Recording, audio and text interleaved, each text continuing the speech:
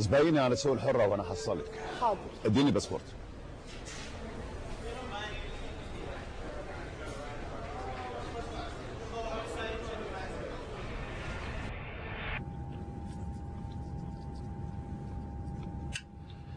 يعني لو كنت بتحكي لي فيلم امريكاني كنت قلتي ايه الخيال الواسع ده؟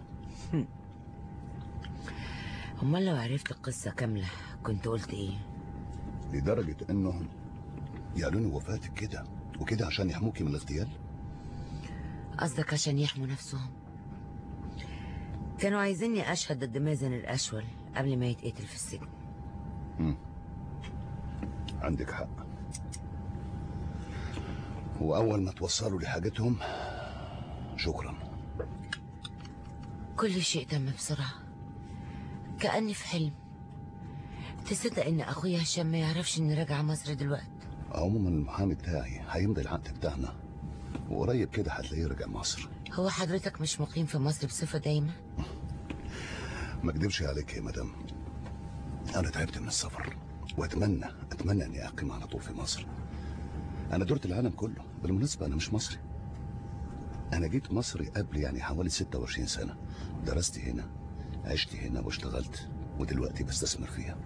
تعرفي يا مدام، انا لو لاقي زي الباشمهندس هشام احطهم في فروعي في مصر وفي كل الدول العربيه، ابقى انا ادير الشغل كله من مكتبي وانا حاطط رجل على رجل.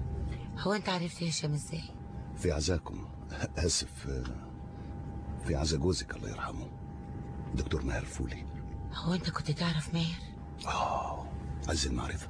غريبه، ده عمره ما كلمني عنك. كنا اصحاب من ايام الجامعه، ده الكلام قبل 26 سنه تقريبا، مع ان كل واحد فينا كان في كليه مختلفه. بعدين الحياه بقى، اول ما سمعت الخبر في التلفزيون كنت بدير شغل شويه في واشنطن، فقلت لازم احضر العزاء، وقد كان. وكنت موجود في واشنطن صدفه برضه؟ انا صدفه يا مدام تلعب دور مهم جدا في حياتي. انت اسالي اي رجل اعمال هيقول لك الصدفه هي سبب نجاحه او فشله. يمكن كل ده حصل عشان نتقابل.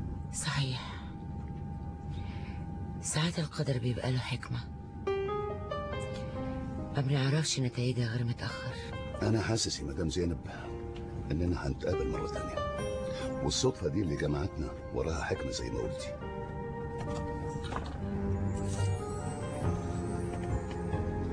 ايه في ايه؟ انت خايفه من حد او من حاجه؟ لا، بس انا مش عارفه ايه اللي مستخبي لي لما ارجع مصر. دماغي مدوشه مليانه مليون حاجه، وفي نفس الوقت حاسه ان ما فيهاش ولا حاجه. يمكن لان الامور جت كده بسرعه، ما تعرفيش الخير فين دلوقتي، ويمكن يكون كل ده خير. تفتكر؟ افتكر. كملي قبلك.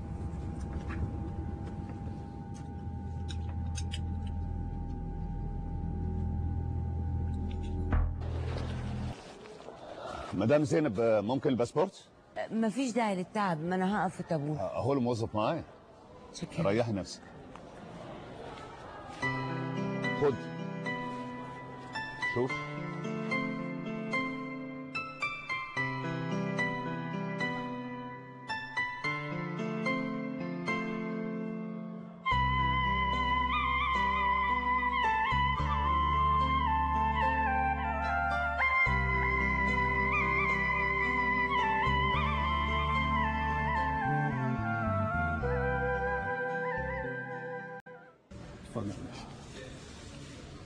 زينب علي الجمال.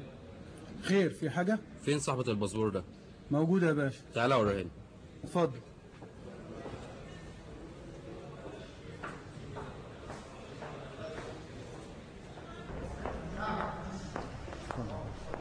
انت زينب علي الجمال؟ ايوه يا فندم. يا ريت تتفضلي معايا. خير يا حضرة الضابط، في ايه؟ مدام زينب اسمها على قوائم ترقب الوصول. ليه؟ انا ما عملتش حاجه. هنشوف. اكيد مطلوب القبض عليكي في قضيه جنائيه. ايه؟ انت متأكد؟ مش يمكن تشابه في الاسماء؟ لو حضرتك تقصد الديون اللي كانت عليا للبنك انا سددتها كلها. كل حاجه هتبان لما سيادتك تترحلي على اداره تنفيذ الاحكام.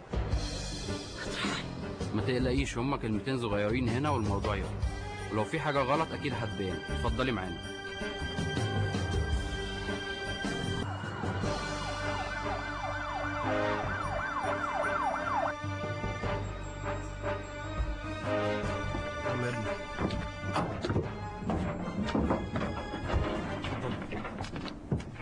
زينب، انا هطلب لك المحامي عماد ثعلبه، ده اهم محامي في مصر. ما تخافيش، هو هيعمل لازم. انا متشكره قوي. اتفضلي يا هند، اتفضلي.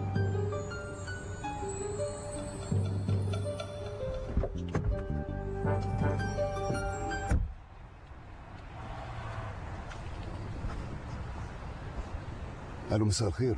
الاستاذ عماد لو سمحتي، ممكن تصحيه؟ شاكر بهجت.